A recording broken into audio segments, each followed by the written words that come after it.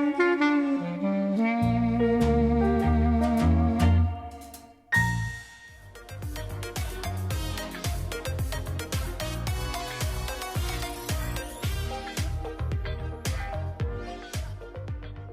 back. We have Jose Vergara here on behalf of El Toro Water District. Well, welcome. How are you? Thank you, Lisa. Good morning. I'm very glad to be here. Good. Well, we're glad you can make it into the studio this time, so thanks for being here. And, there's a lot of talk about we had that great rain in Northern California. That should have helped our water supply, but I think you have some other ideas on how that helped or didn't help. Well, whenever it rains, it's always good for us. We're happy when it rains. But today I want to talk a little bit about climate change. Okay. Not the discussion that became religion already, like I believe or I don't believe. No. We are engineers. We are working in water resources, and we see what we see. Right. So we have to act accordingly.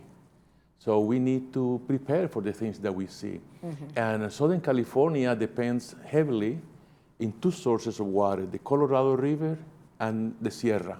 Yes. And everything in between, it depends on the rain. Right. So those are being challenged right now with the climate change. Mm-hmm. So we're looking at a drought of several years in the Colorado River, and we're looking at changes in the Sierra. We're getting smaller snowpacks. That's what our storage is. And also, it's falling ahead of time, so it's melting before the summer. So when the summer comes, we need the water, it's not there. Right. So people are using groundwater, we are mining the groundwater basin, which also need recharge from rain. So, and then in the summer comes the fires. Right. All this fire, and people drink more water or use more water in the summer. Yeah. So this climate change is really affecting the way we do business.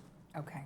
We have in 2019, we have one city, Santa Rosa, disappeared, Paradise disappeared because of the fires. Right. And what used to be a fire season now is every time. Mm-hmm. Every time you see the news, there is a drought, there is a heat.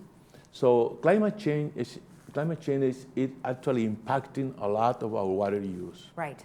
Right. Our water supply. So one of the things that we need to do, you saw last week in San Francisco a big rain. Mm-hmm.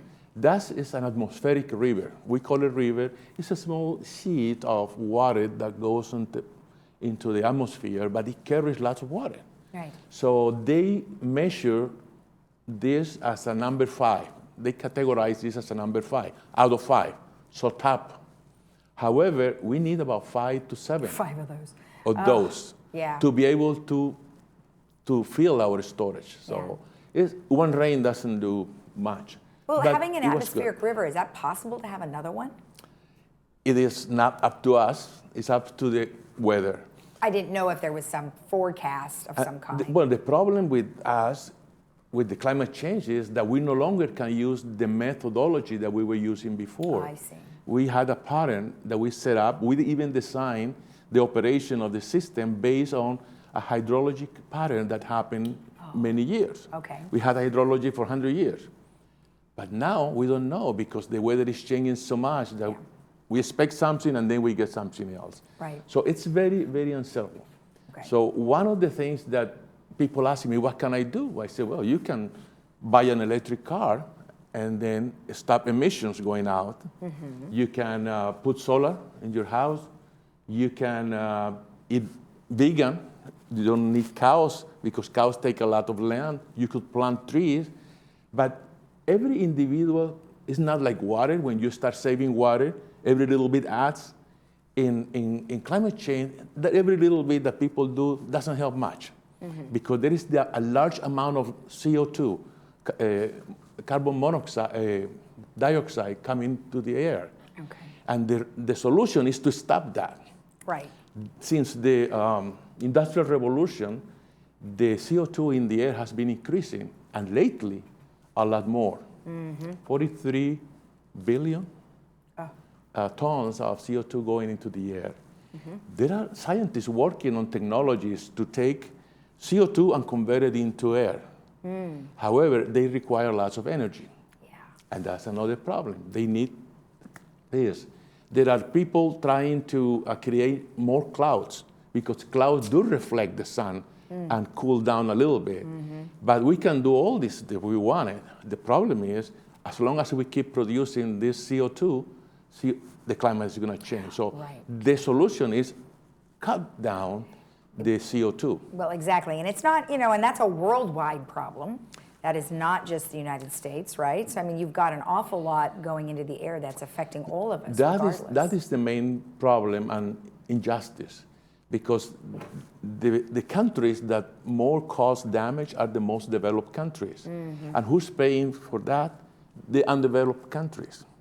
That's where the floods are happening. That's where all the sea levels are happening, the destruction, the hurricane, the storm. So whatever happened here doesn't stay here. It goes around the globe. So it's a problem that has to be dealt with by the government of the world. So California has always taken the lead in climate change. And the good news is that we finally, the state and the Metropolitan Water District, agreed, and they're taking measures to reduce the emissions by 40% by 2030. 40% from 1990, so that's a big chunk. However, if that is done around the world, it will be great because it will reduce a little bit. But the effort will be continue developing the technologies to replace the fossil fuel. And it's a matter of the earth. Well, the earth has been 4.5 billion years, so I'm not afraid for earth. I'm afraid for mankind. The humanity, the people who lives on earth. If the earth has a hiccup, we all die. And the earth goes 25,000 years in rest, and then it come back again on other people. But we don't want to be there. We don't want to be fatalistic, because we can't solve this problem by just changing. The main problem of climate change, and that's the reason we have so many deniers, is all our industry, our economy is based on that fuel. So that's the reason everybody who is in this business will oppose it. So, but one of the things that we recommend is always education.